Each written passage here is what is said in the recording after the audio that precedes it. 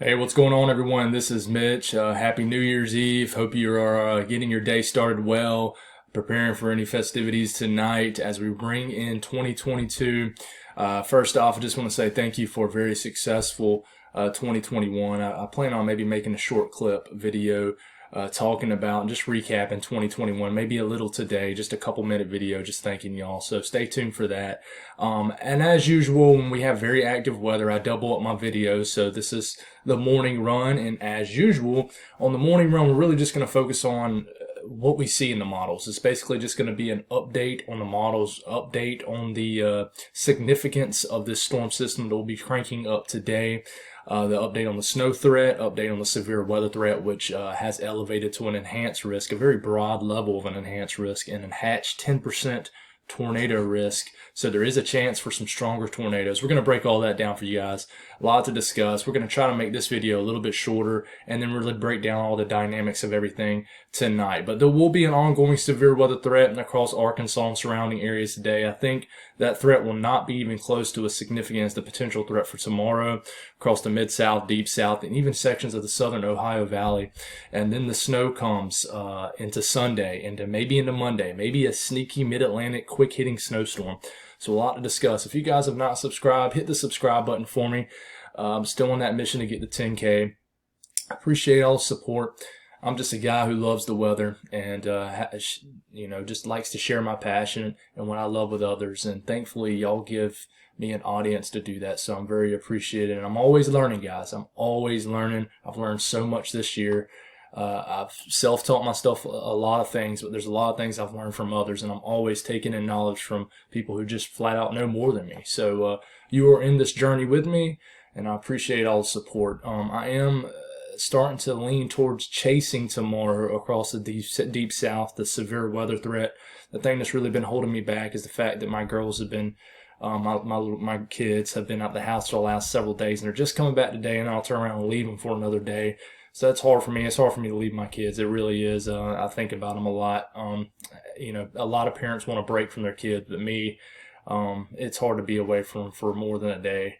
But anyways, as I always say before a chase, there is ways to donate to the chase. It costs money. Unfortunately, I'm not able to do weather for a living right now. So it does come straight out of pocket, and it's not like I have a huge amount of money saved up for things like this. So there's a way to donate to PayPal. There's also a way to join my channel, which is a way to basically give a little bit each month with perks, which is something I'm going to try to introduce this coming year. So very excited about the future. Now that I've talked to y'all to death for 3 minutes, let's talk about the weather.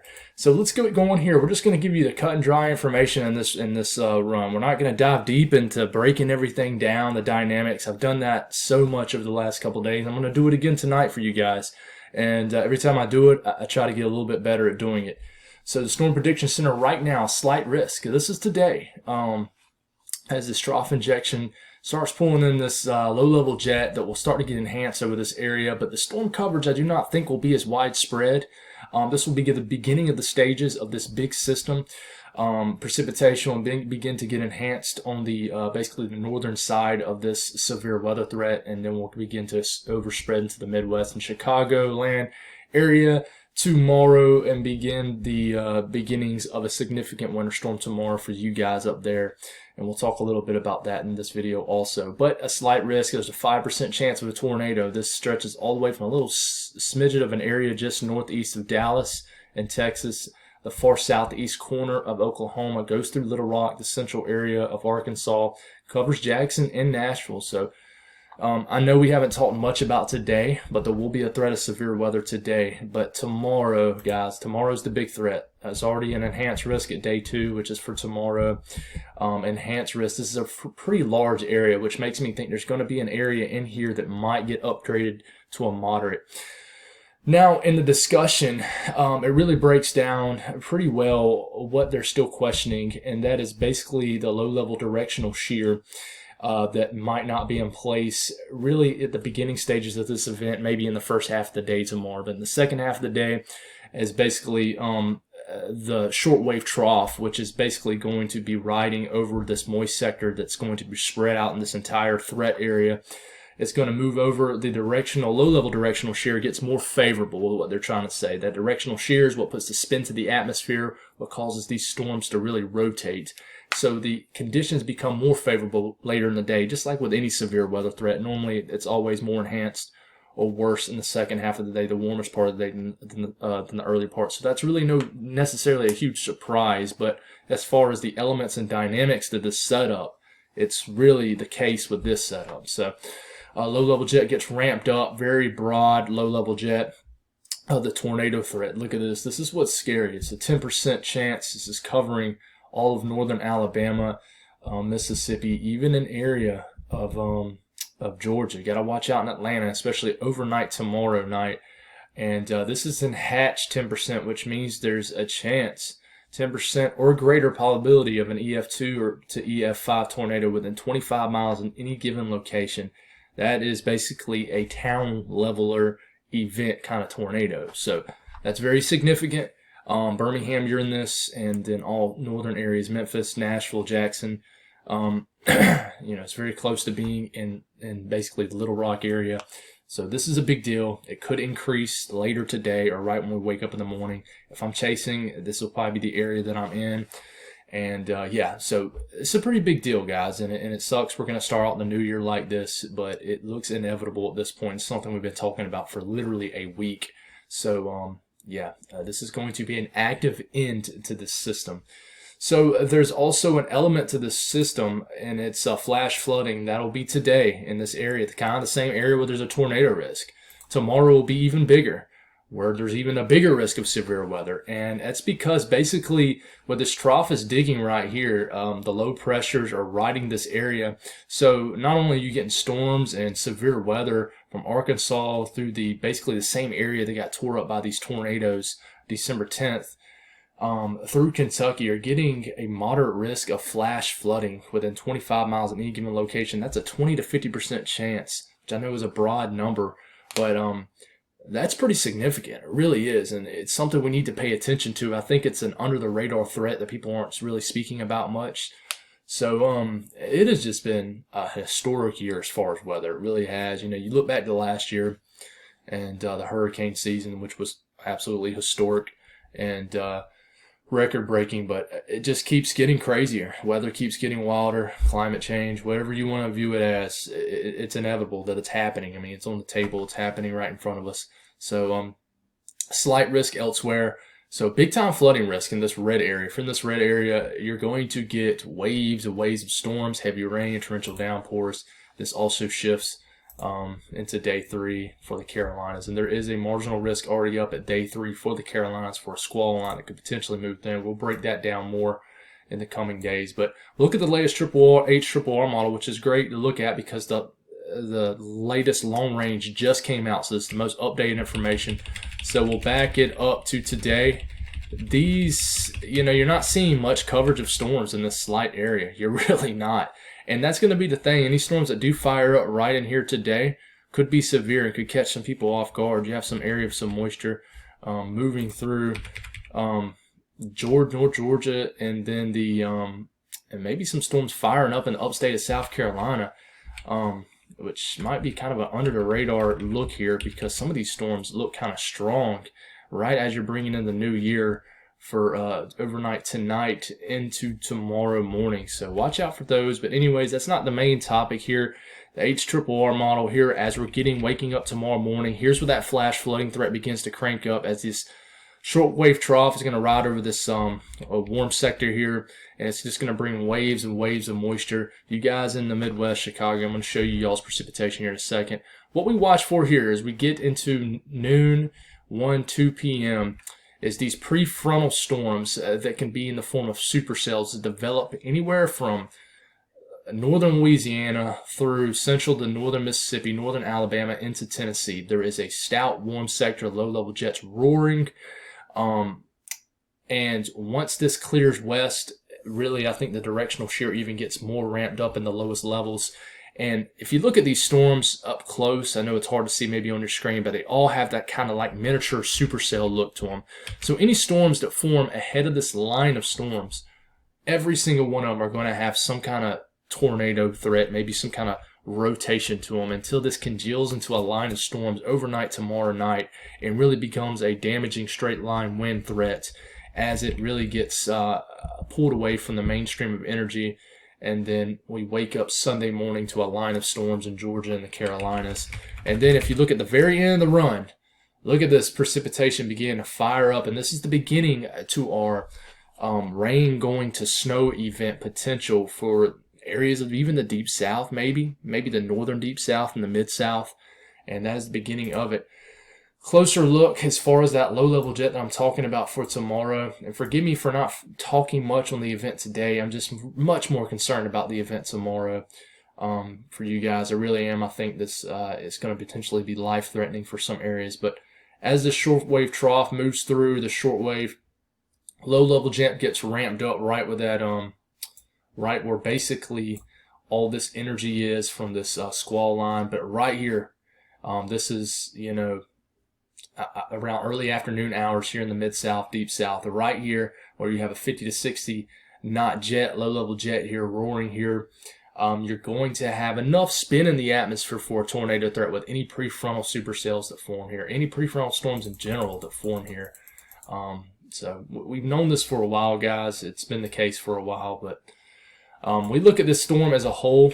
Moving forward here, we'll talk about the snow threat. Chicago, you guys are still on board to get your first decently significant winter storm of the year.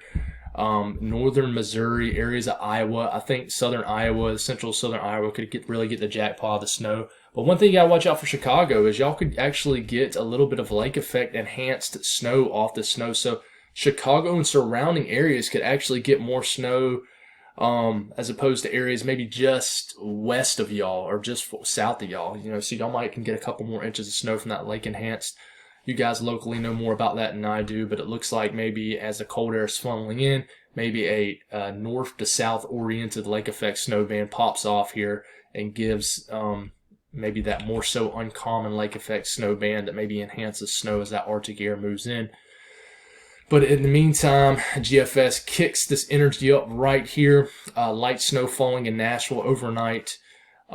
Basically the evening hours actually of Sunday night, and then this moves into the southern Appalachian Mountains, kicks in several inches of snow, I think, especially for them higher peaks. And the big question mark here is this area, this secondary wave that forms here, it keeps kind of ticking south and more of the latter cycle of its life, meaning if you go the past runs, it was a little bit further north. You see how it's way up here. But if you go to the most current run, it's pretty far south. To me, that allows cold. To me, that tells me that it allows more cold air to funnel into the storm to areas further south. But that means that maybe precipitation doesn't get as far north for areas in the Mid-Atlantic. But watch the Delamar area. Watch areas of Virginia, especially eastern areas of the state. Even watch the Triangle and coastal plains of North Carolina. Y'all really definitely could see some rain turning into snow as you start your first work week off of 2022. So do not be surprised. But when I tell you the ground temperatures are in the 50s and 60s, even in North Carolina, I mean it, guys. I mean, the ground temperatures are typical of spring.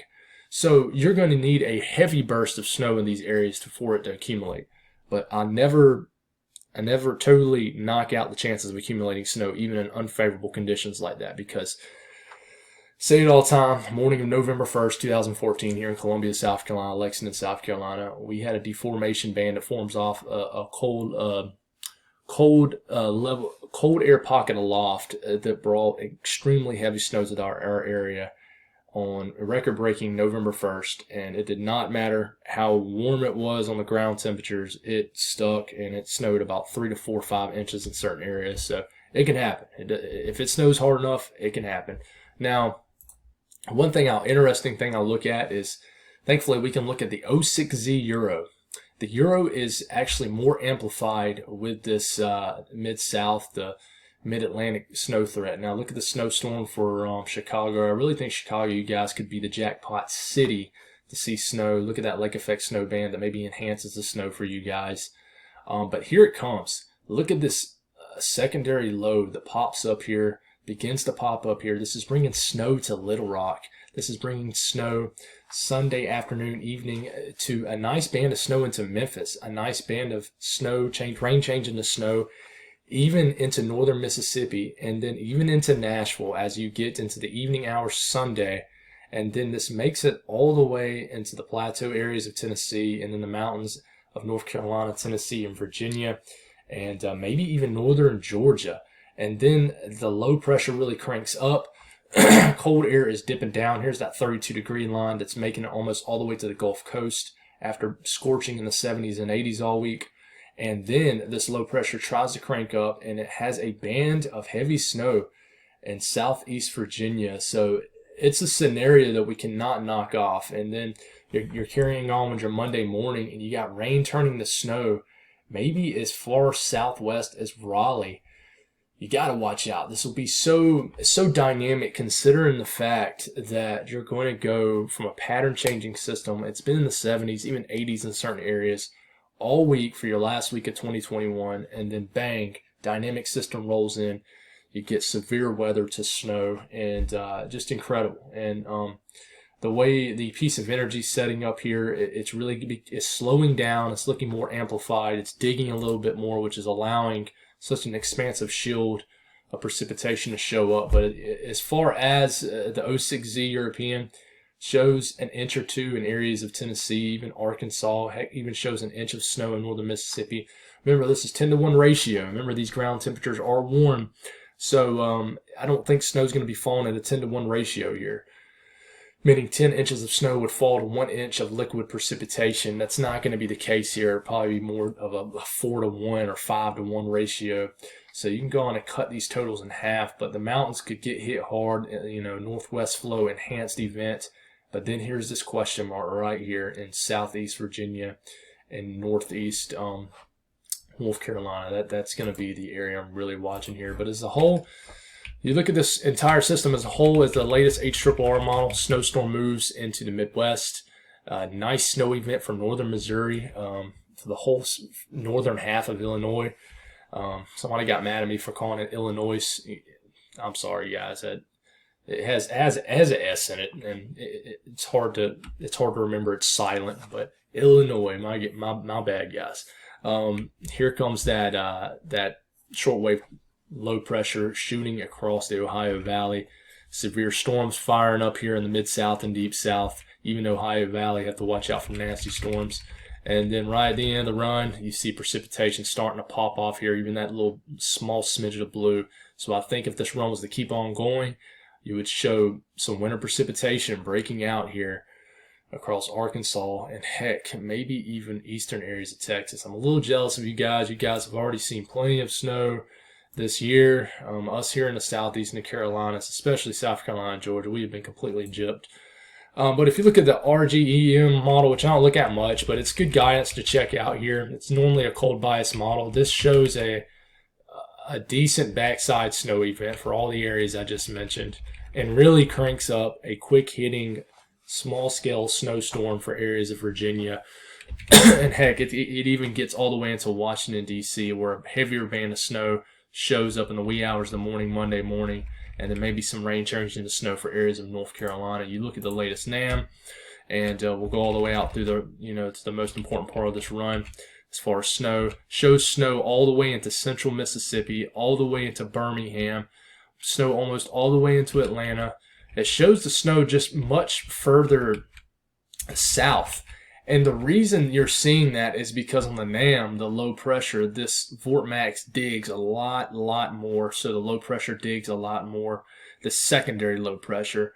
And you have cold air that gets more entrenched into the precipitation, which is more further south, and brings more snow a little bit further south. So it leaves areas like West Virginia, Kentucky out, and a lot more of Tennessee out, and brings more of the southern states in play. So I can't sit here and say that's not a solution that might end up happening. A closer look at the 06Z, which I think has a great handle on this, which I think is a realistic scenario. It has the low pressure digging here, gets off the coast right here as you get into Monday morning.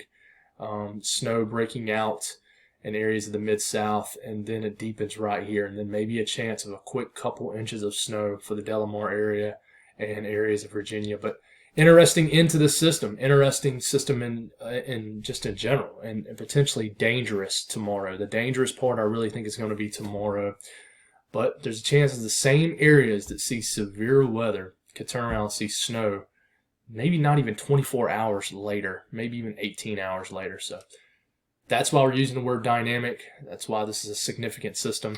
Stay tuned. I'll have you another update later tonight. Hope you guys have a great and safe New Year's Eve. And love you all. Appreciate you all. And have a blessed day.